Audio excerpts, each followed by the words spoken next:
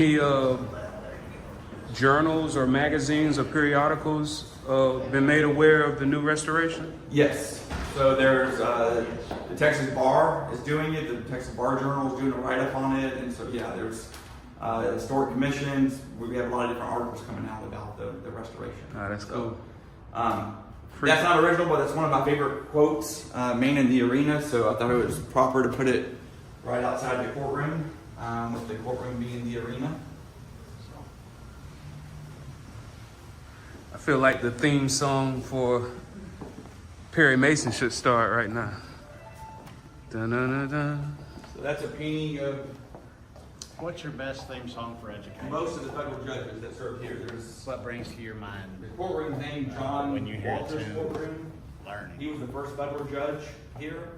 Not so much about it. Despite a lot of research, best efforts, nobody's been able to locate a photo of him. So we don't have a photo of the first federal judge, but the 5 federal judges that followed him are all painted here with their dates of service.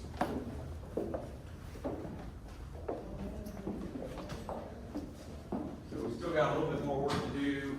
The Godfrey Trust is going up on the top right there. That'll be installed next week sometime.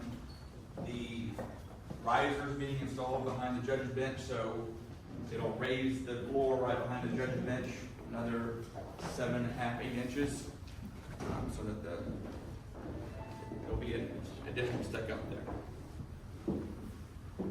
So this is not the original cannonball, obviously, but this is a original Civil War cannonball, same size, diameter, and everything of the one that came through right here. That was fired from the ship. So I would have swore that was a bow ball or something. yeah, I would have never. If you wanna- it would have never even occurred to me. if you want it was to, a- anybody wants to pick it up, it's wow. about 50 pounds or so. Gotta use your legs. Nobody gonna do it? So I'm having the carpenter is gonna kind of build out this around top, and it'll have a thing that sits down here and holds it on So top. is this the deliberation room? This is the jury room. Yeah. Yeah. But historically, there was 10 that'll work out with. Oh, really? Yep. In Fed reports, there was 10 for most federal trials back then. A wall ball? Oh, nah. That'll be the last wall ball you I ever do did. have 12 in the jury box over here. You do CrossFit? So, kind of the most significant part of the history of the building, everybody probably knows Juneteenth, the federal Juneteenth holiday now. So that started here in Galveston, actually started here in this building. So that's a painting of General Gordon Granger. And on June 19th, 1865, so let me back up. President Lincoln had issued the Emancipation Proclamation.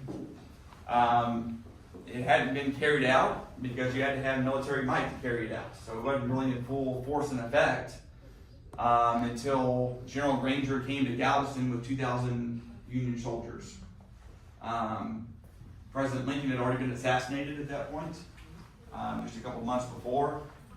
But General Granger arrived on June 19, 1865, and read the Emancipation Proclamation, which there's a copy on the front door, downstairs outside the front door, and read General Order Number 3, which that's a copy of General Order Number 3 right there. The original copy is in the National Archives, but it's actually making a tour around with the 250th anniversary. It's traveling around with the Declaration of Independence and some of the other constitutional documents. So, June 19, 1865, General Granger arrived with 2,000 Union soldiers and came here to this building and posted the Emancipation Proclamation, General Order Number 3, and read it aloud from the balcony out here.